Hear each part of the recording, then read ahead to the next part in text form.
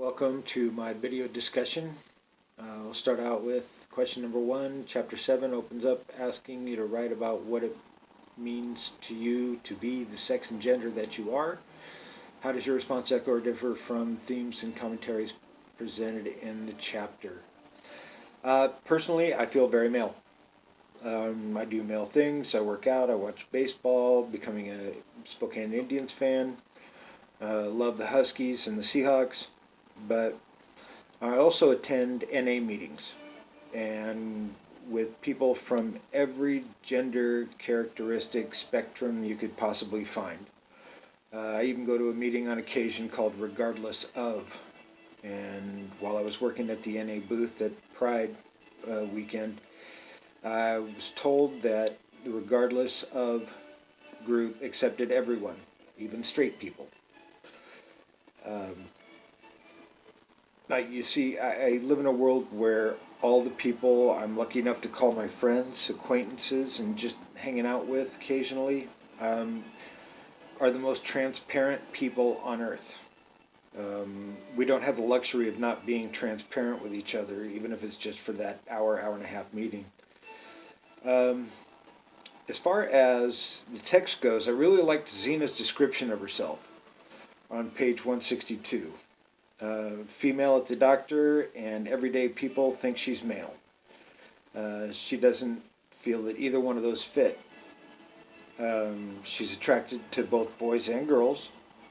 She is different and said maybe something completely different from those stupid categories. She's just Zena. Very independent way of looking at it. Very cool. Now get to the guys, and wow. Steve and Derek, pages 153 and 155, ought to move in together so they have someone to complain to. Because it's not me. Derek, open up with your girlfriend, not your teammates. Be sensitive with your girlfriend, not your teammates. Playing sports, you need that swagger and look tough, be tough. When you're home with your girl and your relationship, that's a completely different story. Steve, on the other hand, or maybe same hand, different side, quit bitching about girls getting a free pass on ladies' night, because you're obviously there for a reason. And if you ask somebody to dinner, don't complain about paying for it. I expect to pay for dinner with whoever I invite out.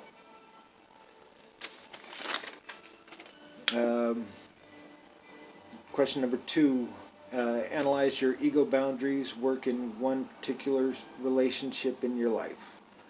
How do your ego boundaries both enhance and constrain the relationship? My relationship with my wife was the biggest part of my life, and pretty much hit on several of the ego boundaries for myself and for Barb. Don't be feminine.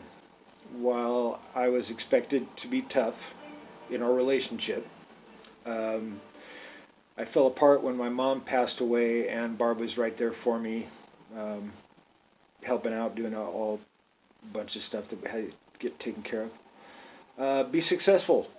I was the purchasing manager for a 5-star hotel and for a little over 5 years, and Quest Field purchasing manager for about 2.5 years. Granted, she made twice as much money as I did, but I got benefits for both of us, so that was a big trade-off. Be aggressive, probably not my finest hour. Her ex kept calling, and I finally just grabbed the phone and threatened him in a number of detailed ways. The only time I ever saw her look scared was when I went nuts like that. Be sexual. We may be older than y'all, but experience is a gift. Remember that. Being self-reliant. Well, she had me going to the doctor on a regular basis. made sure I didn't miss dentist appointments. She was always on top of things and regularly. But that's about it for Barb.